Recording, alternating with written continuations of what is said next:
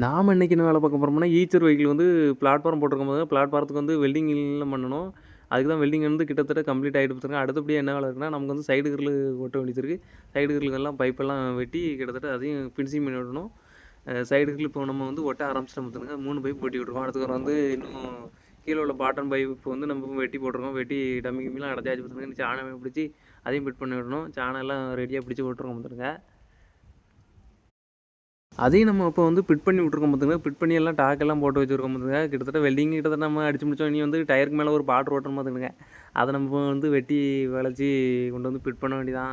அதையும் நம்ம இப்போ இங்கே கிட்டத்தட்ட வெட்டி கொண்டு வந்தாச்சு பார்த்துங்க. நம்ம இப்போ அதையும் ஃபிட் பண்ணி விட்ருக்கோம். அடுத்தபடி என்ன வேலை இருக்குன்னா, ரைட் சைடு தான் போகணும் பார்த்துங்க. ரைட் சைடு உள்ள ஒரு வேலை இருக்குது. ரைட் சைடு கிரில் அடிக்கணும். அதே மாதிரி சேம் கிரில் இங்கேயும் ரெடி பண்ணி விடணும். அதையும் கிட்டத்தட்ட நம்ம வந்து ரெடி பண்ணியாச்சு பார்த்துங்க. அடுத்தபடி என்ன வேலை இருக்குன்னா, அதையும் நம்ம வந்து ஜம்முன்ட்டு ஃபிட் பண்ணி விட்டாச்சு பார்த்துங்க. இனிமேல் என்ன வேலை இருக்குன்னா, பேக் டோர் எல்லாம் அசம்பிள் பண்ணி வச்சுருக்காங்க. அதுவும் வெல்டிங் கிட்டே எல்லாம் ரெடி பண்ணி வச்சு இன்டீரியர் கிரில்லாம் எல்லாமே ரெடி பண்ணி வச்சு பார்த்துடுங்க.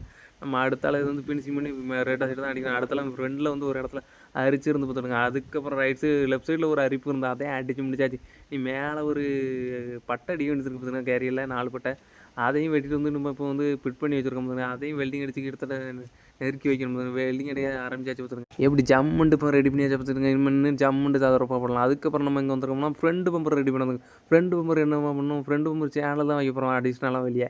நம்ம அதையும் வெட்டி வச்சுருக்கோங்க. அதையும் வெட்டி வளைச்சிக்கிட்டு வளைச்சி வச்சு பார்த்துருங்க.